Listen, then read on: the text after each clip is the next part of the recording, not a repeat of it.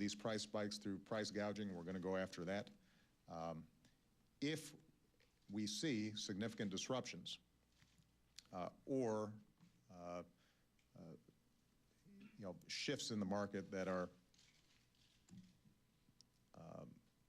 so disconcerting to people that we think a strategic petroleum reserve release might be appropriate, then we'll take that step. And we're going to monitor very closely. And obviously, we have it teed up. So this isn't a situation where it would take a big bureaucracy and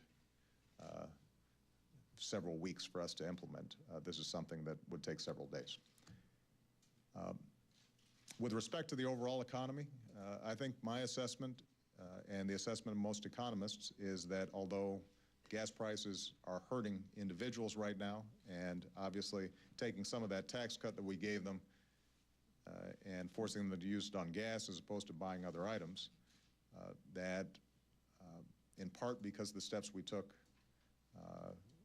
both Democrats and Republicans during the lame duck session, that the economic growth continues in a positive trend. We saw that in the jobs report, which in the private sector at least was better than expected. We've seen the unemployment rate drop a full point. And so overall, I'm positive about the fact that we're moving slowly but surely into positive job growth over the next several months. There are some areas we're still concerned about. Housing is one that I just mentioned. We got a lot of folks who, because housing prices have fallen so steeply, are still hurting. Some of them are threatened with foreclosure, maybe because they lost a job. In some cases, they want to sell their house so they can move to a new job, and their house is underwater. Essentially, their mortgage is higher than what the house would sell for right now.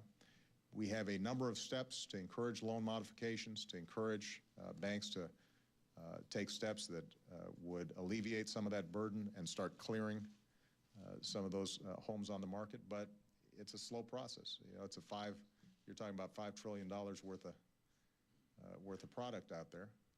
And I mentioned that I had this conversation with Warren Buffett a couple weeks ago when I was giving him the Medal of Freedom, and his point was, look, I'm bullish about this economy. When it comes to the housing market, it just takes some time to work itself out because we had such a housing bubble. We had so much construction, particularly in certain states that are harder hitting than others.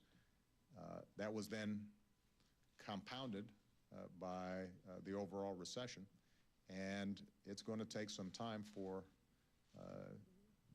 the housing market to improve. But we're continuing to take a range of steps to try to strengthen that process of recovery in the housing market.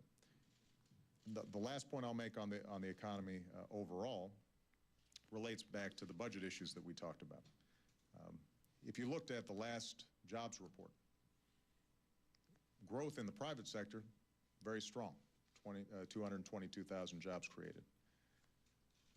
Where you lost jobs was in state and local government. And that means teachers being laid off, firefighters being laid off, police officers being laid off. Now, we were able to cushion some of that over the first 2 years of this recession through the Recovery Act, and it made a huge difference all across the country. But now states are continuing to cut, local governments are continuing to cut. I think it's very important when we think about the budget to understand that our long-term debt and deficits are not caused by us having Head Start teachers in the classroom. Our long-term debt and deficit are caused primarily by escalating health care costs that we see in Medicare and Medicaid that is putting huge pressure on the overall budget. And that's why I think it's going to be important for us to have a conversation after we get the short-term budget done about how do we really tackle the problem in a comprehensive way. And that means not just going after Head Start or Corporation for Public Broadcasting. That's not where the money is. What it means is that we've got to make sure that we're tackling defense spending, we're tackling tax expenditures and tax loopholes, that we're tackling entitlements, and that we're thinking about how do we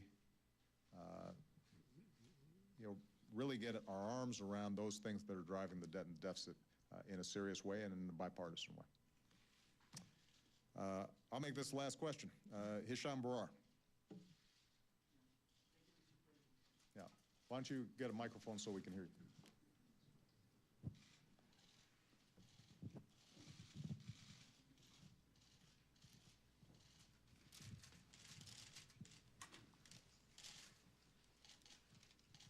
Thank you, Mr. President.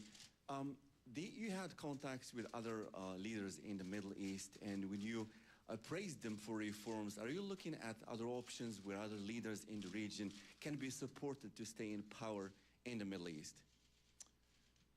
I'm in constant contact with leaders throughout the Middle East, and I've had a fairly consistent message to all of them.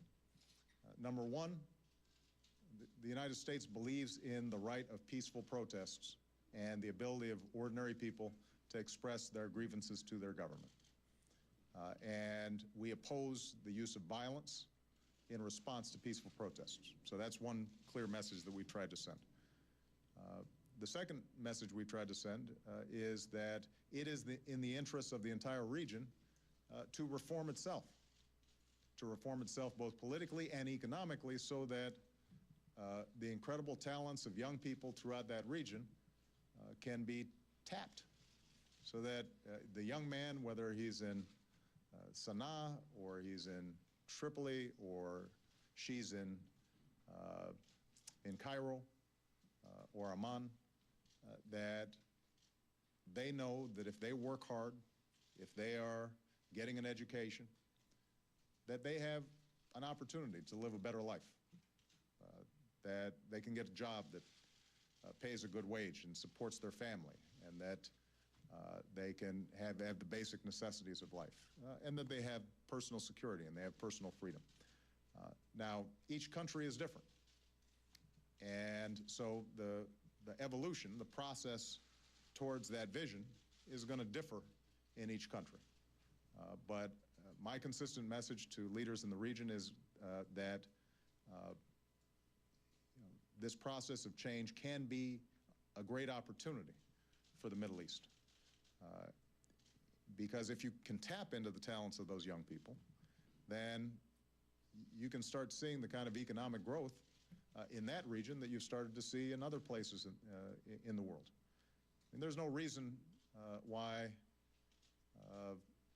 countries in the Middle East shouldn't have the same kind of growth rates that you're seeing in China and India. There's nothing inherent about the people in those countries that would prevent that.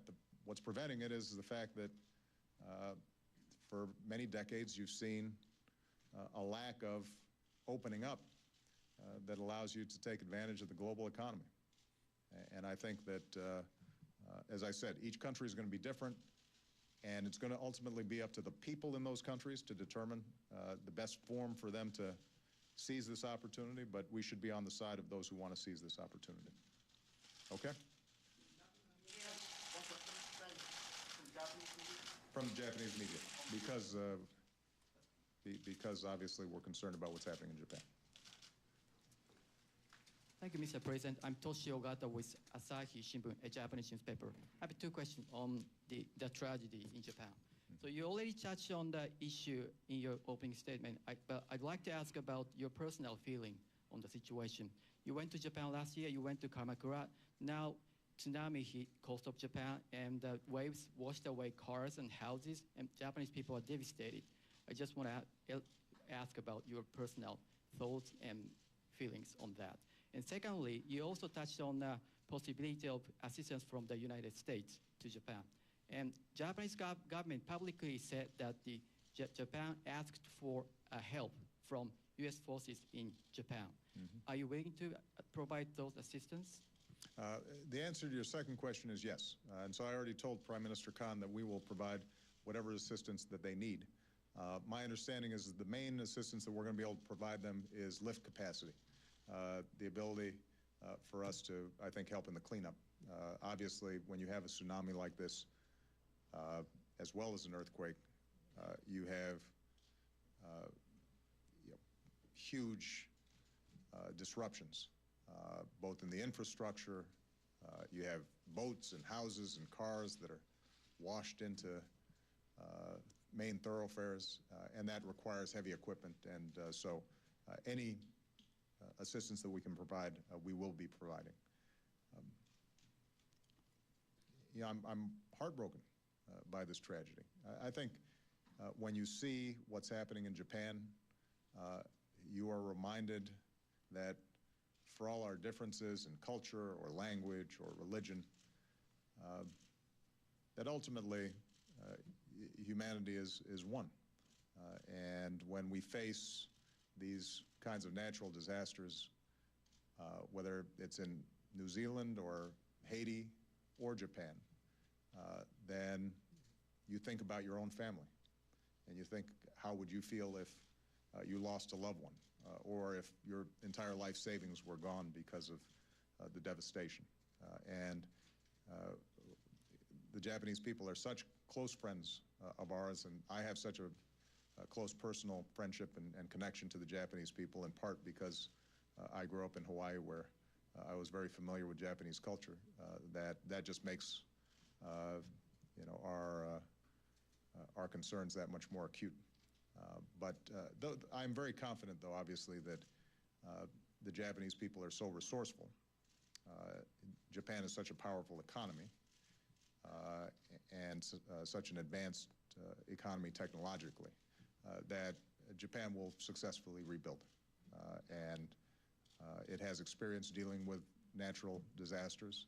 It has dealt with them before. We'll deal with them again, and Japan, I'm sure, will come back stronger than ever, hopefully with our help. All right. Thank you very much, everybody. Okay, thanks. All right, President Obama leaving the briefing room after a conversation